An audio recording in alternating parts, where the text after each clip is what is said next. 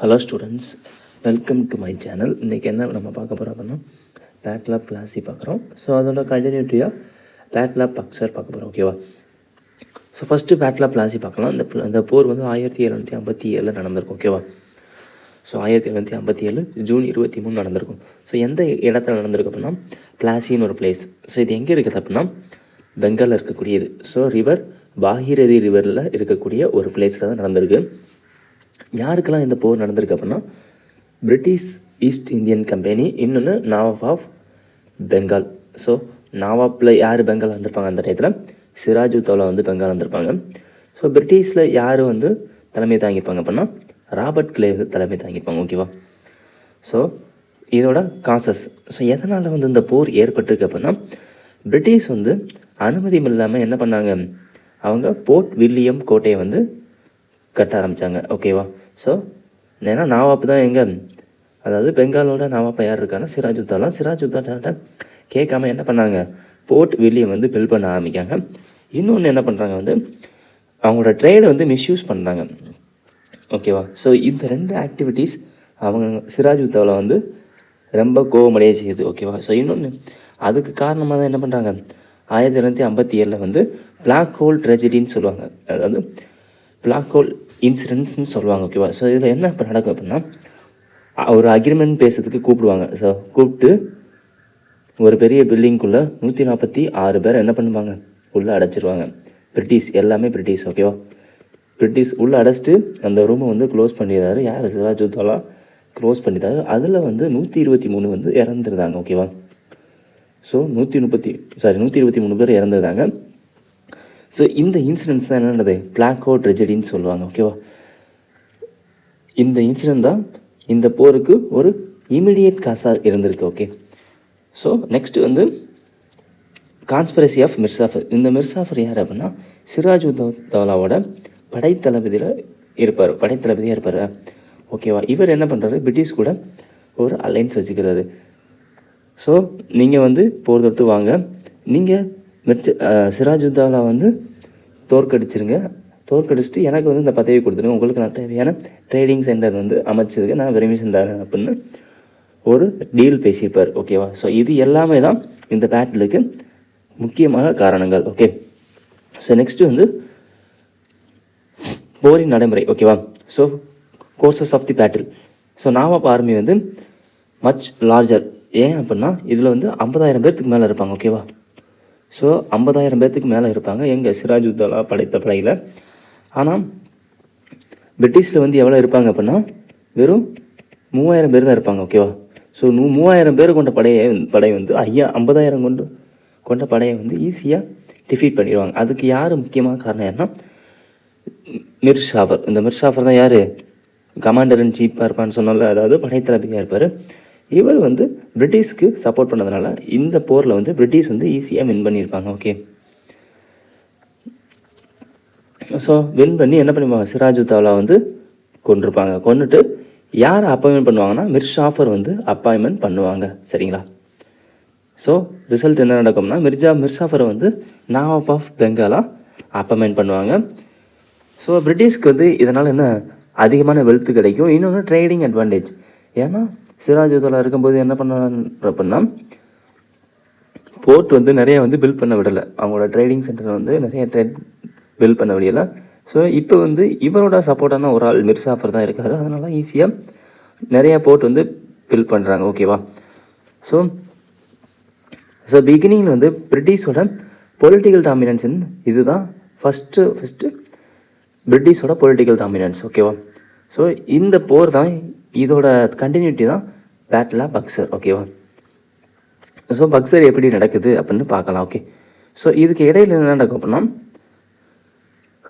So மிர்சாஃபர் வந்து ஒரு சிம்பிளாக சொல்லியிருந்தேன். மிர்சாஃபர் வந்து மறுபடியுமே என்ன பண்ணுறாரு, ஸோ சில ரெகுலேஷன்ஸ்லாம் போடுறது அது வந்து பிரிட்டிஷ்க்கு பிடிக்கல. ஓகேவா? அதில் முக்கியமானதுன்னா தஸ்தக். ஓகேவா?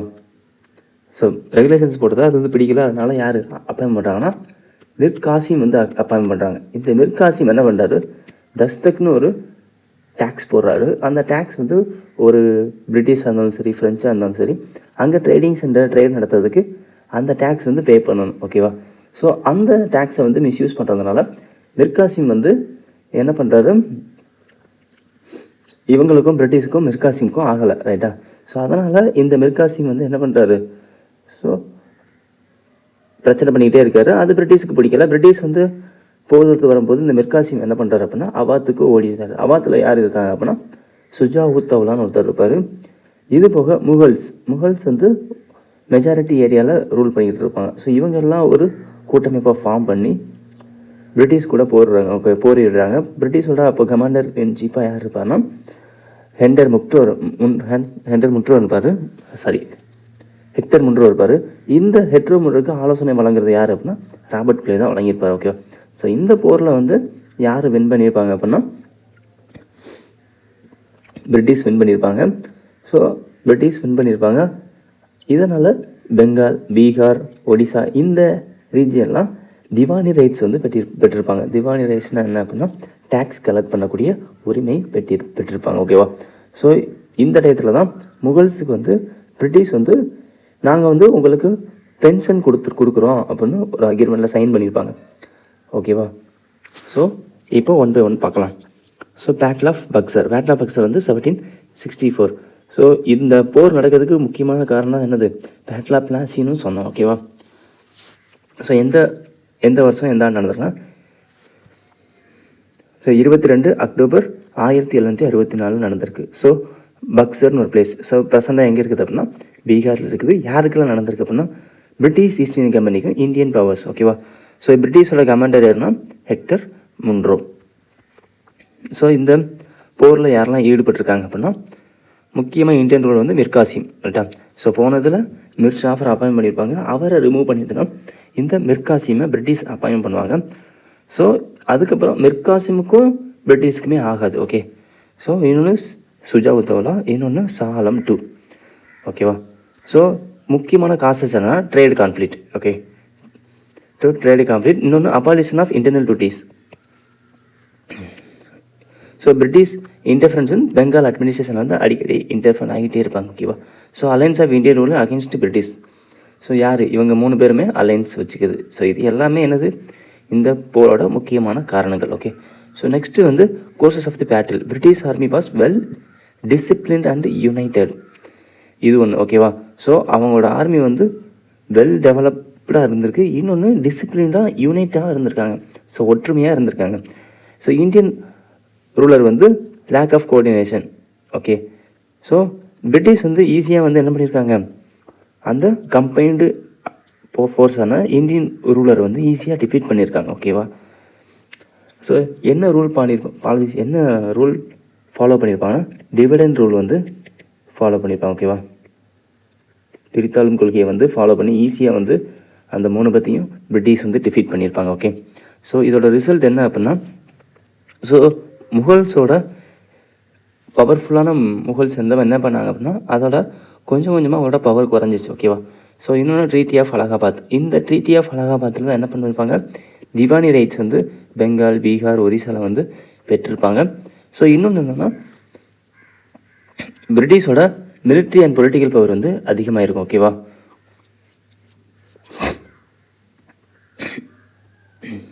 ஸோ அந்த ட்ரீட்டியில் தான் என்னென்ன சைன் பண்ணிக்காங்கன்னு பார்க்கலாம். ஓகே. ஸோ சாலம் 2 வந்து Diwani rights control to company. So சாலம் வந்து என்ன பண்ணுறாரு, முகல் செம்பரான சாலம் அந்த 3 ஏரியாவில் என்ன பண்ணுறாரு, திவானி ரைட்ஸ் வந்து கம்பெனி கொடுக்குறாரு. இன்னொன்று சுஜாவுத்தவுலா வந்து ஸோ ஃபஃபர் ஸ்டேட்டாக அனௌன்ஸ் பண்ணுறாங்க. ஓகேவா. ஃபஃபர் ஸ்டேட்னா என்ன அப்படின்னா ஸோ இதுதான் பெங்கால் அப்படின்னா இந்த இடத்துல அவாத் இருக்கும். ஸோ இந்த பெங்கால் அட்டாக் பண்ணணும் அப்படின்னா இந்த ஸ்டேட்டை தாண்டி தான் அட்டாக் பண்ணணும். ஓகேவா. ஸோ இந்த ஸ்டேட்டே வந்து ஒரு ஸோ பப்பர் ஸ்டேட்னு அனௌன்ஸ் பண்ணுறதுனால இந்த ஸ்டேட்டு வந்து இதுக்கு ஒரு பாதுகாப்பாக இருக்கும், ரைட்டா. ஸோ இவங்களை தாண்டி தான் இங்கே வந்து போரிடணும். ஆனால் இவங்களை தோற்கடிச்சிட்டு வரங்குள்ளேயுமே இவங்க உஷாராகி ஈஸியாக இவங்க என்ன பண்ணிடுவாங்க, ஸோ டிஃபீட் பண்ணிடுவாங்க. ஸோ அதுதான் பஃபர் ஸ்டேட். ஓகேவா. ஸோ இதுக்கு அப்புறம் வந்து gave pension to Mughals. So முகல்ஸுக்கு வந்து பென்ஷன் கொடுப்பாங்க. ஸோ இந்த பென்ஷன் தான் என்னாகும், அக்பர் 2 பீரியடில் என்னாகும், கட் ஆகும். அதை தான் ராஜாராம் மோகன் ராய் போய் அந்த பென்ஷனை வாங்கி கொடுப்பாங்க. ஸோ அதனால தான் அக்பர் வந்து ராம் மோகன் ராயாக இருந்ததை ராஜான்னு ஒரு பட்டம் கொடுத்து ஸோ ராஜாராம் மோகன் ராய்னு அழைக்கப்படுகிறார். ஓகேவா?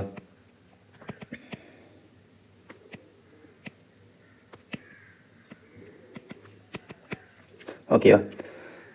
Okay, thank you.